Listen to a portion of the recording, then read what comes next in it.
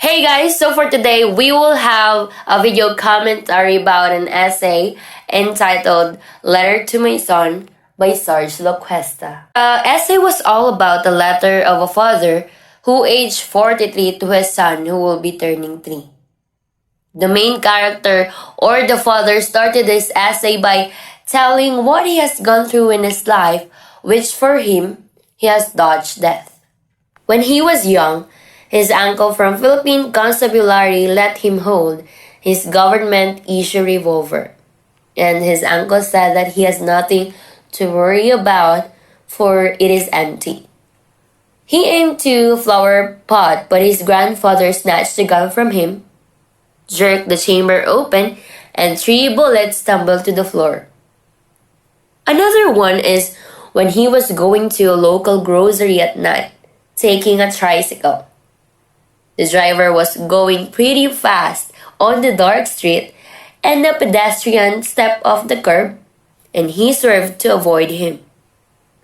The tricycle turned turtle twice, and the pedestrian fled.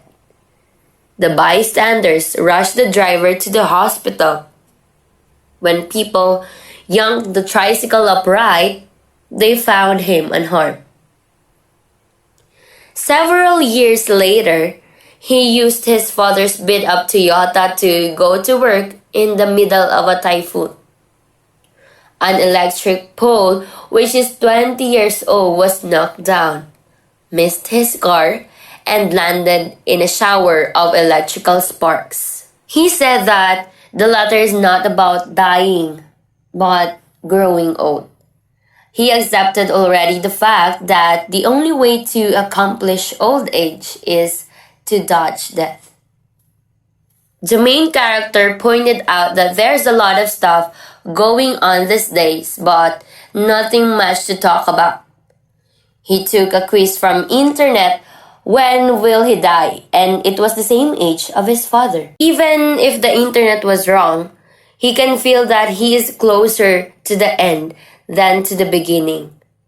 He wanted to tell his son how his father was writing his movies back then, like the Macho Dancer movie, when he had to go to those Macho Dancer bars, but he knew that the internet could explain things better in lesser time.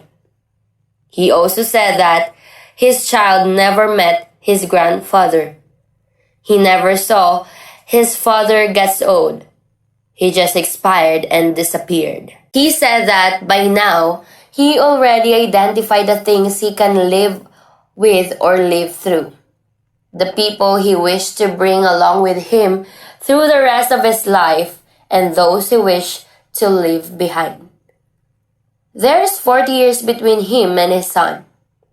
He would just like to give a piece of advice while he is still lucid and useful. The main character saved his son's life when he was born and for all time. He had a doctor extract fresh blood and tissue from his son's umbilical cord to be frozen in a vat of nitrogen.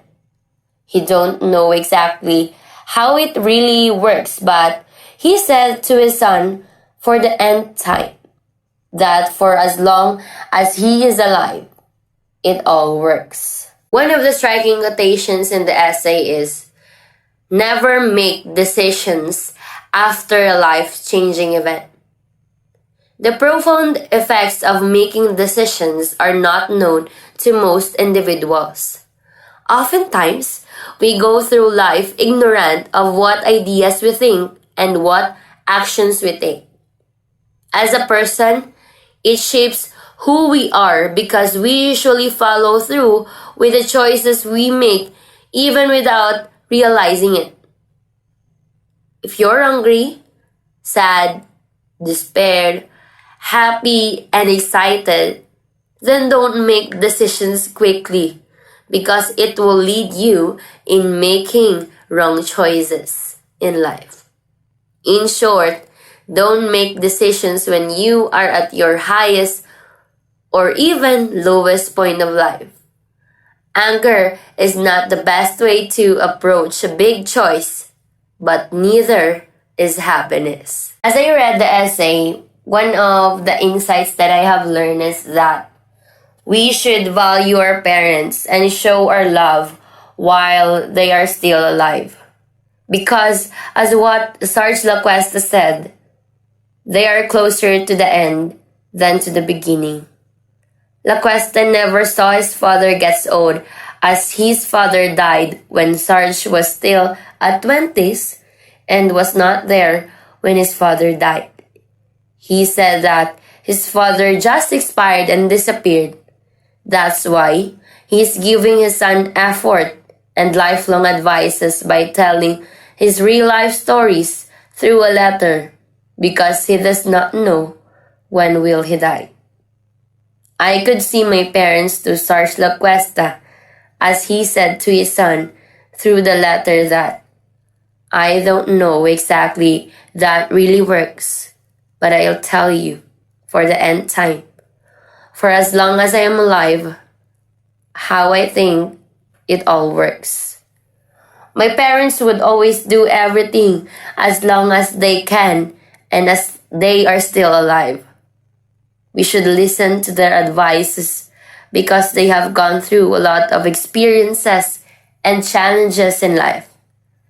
It is important that we have to love and value their feelings, obey their advices and compromises they make for us.